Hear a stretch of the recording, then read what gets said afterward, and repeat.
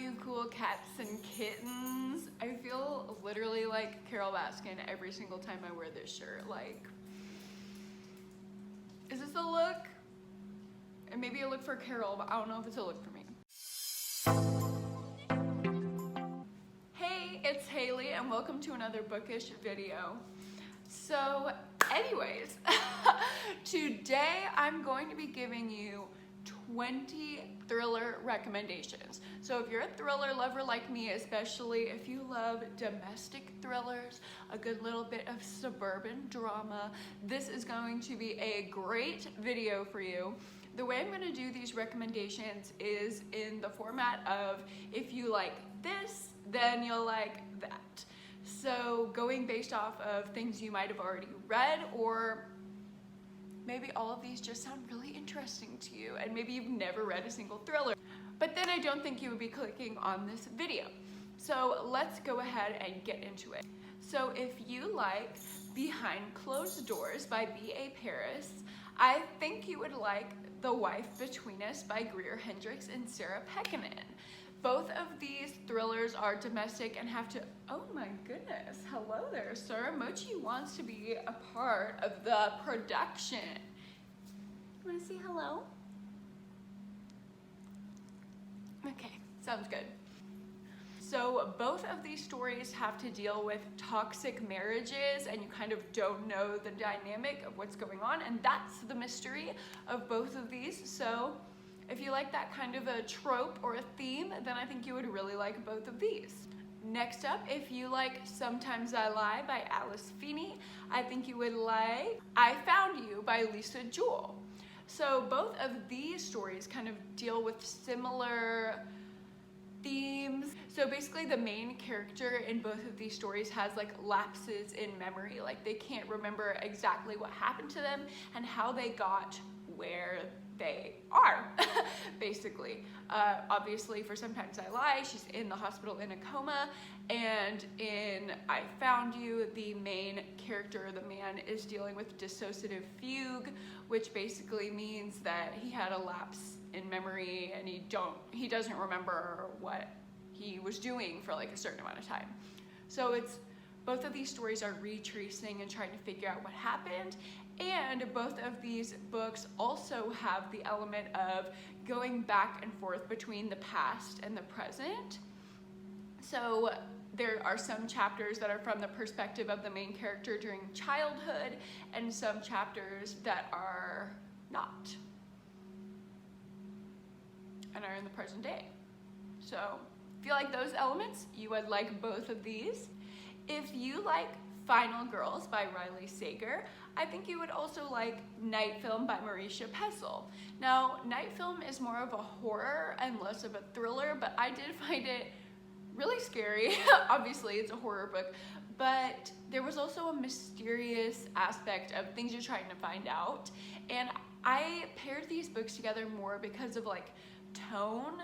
Like if you like the mysterious, on the edge of your seat feeling of like a slasher movie, I think you would like both of these, because in Night Film, it's all about this like weird director who's like really famous and made all these fucked up horror movies, and he's like crazy and there's like a mystery going on with him. And then in Final Girls, there is a killer who is hunting down all of the final girls who are left alive after like tragedies, like being the final girl to survive a tragedy. He is hunting them down. So that's kind of like a horror movie trope. So if you like slasher movies, I think you like both of these. If you like Home Before Dark by Riley Sager, another amazing Riley Sager pick, then I think you would like The Death of Mrs. Westaway by Ruth Ware. Both of these stories are like haunted, mysterious, inherited house stories.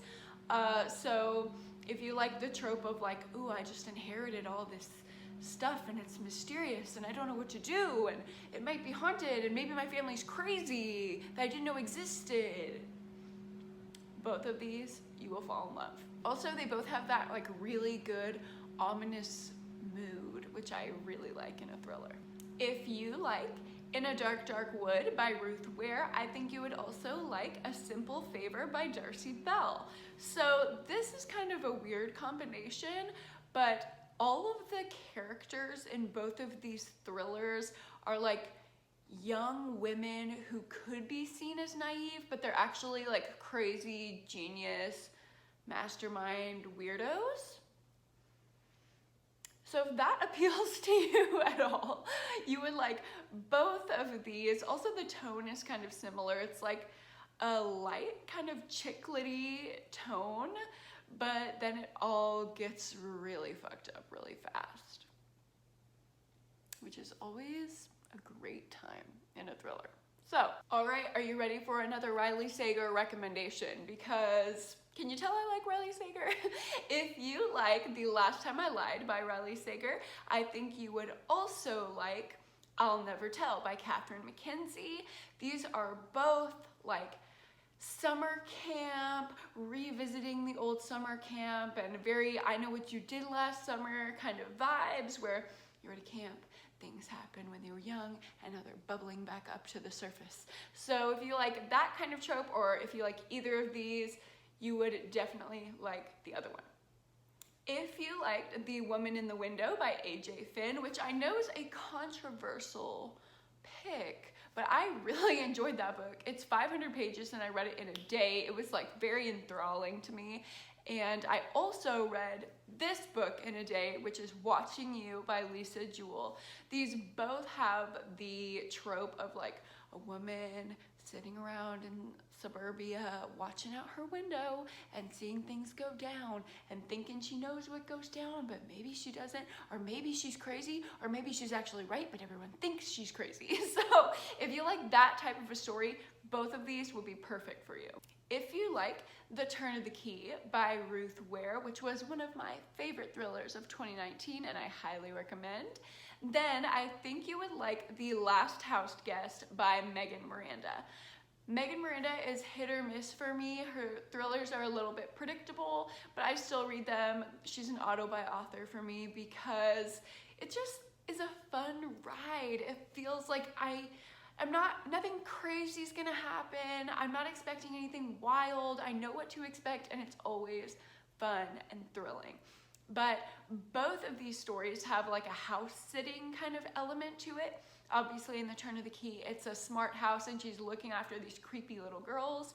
In The Last House Guest, it's more of a beachy vibe and she thinks like maybe people are breaking in, spying on her. Maybe the house is owned by somebody who actually knows her. So house sitters, creepy things going on, feeling like you're being watched.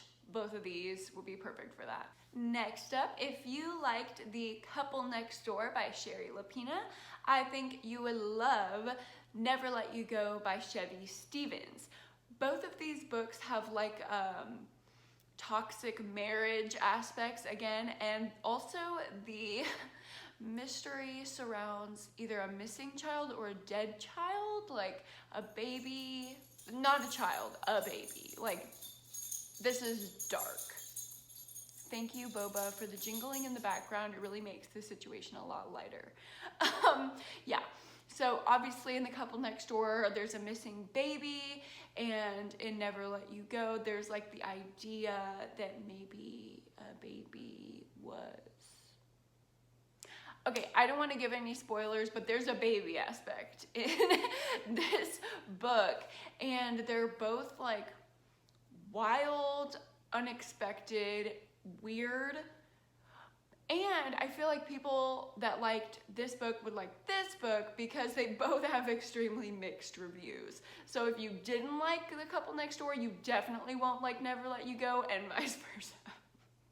Finally, this one is a little bit obscure, but my last recommendation is going to be, if you liked Where the Crawdads Sing, I think you will love Into the Water by Paula Hawkins. Paula Hawkins is the author who wrote The Girl on the Train, so if you're a fan of that book, I would definitely recommend this as well. But I think Into the Water's better.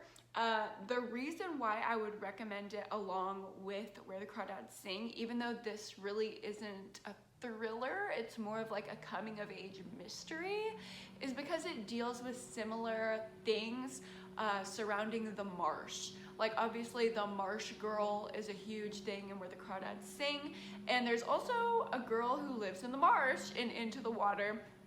They're both suspected of murder and get caught up in a murder. So obviously Into the Water is a lot more thrilling than and like scary, like fast-paced. When you compare it to Where the Crawdads Sing, it's not as like sentimental and touching, but they have that similar theme, and at times the like tone of the book was really similar. So if you like reading about things set in like a small little marsh side town, marsh side like beach side, but it's not by a beach, it's by a marsh. Sure, we'll go with that. If you like marsh side towns, both of these are great. Alright guys, that is all I have for you today. Thank you so much for watching. Don't forget to like this video if you liked it, and subscribe if you haven't. I have a ton of new videos, especially reading vlogs, coming out soon.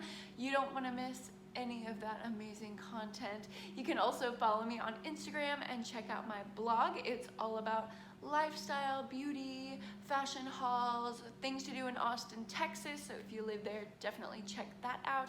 And wow, this outro is getting long. I will see you guys next time. Bye.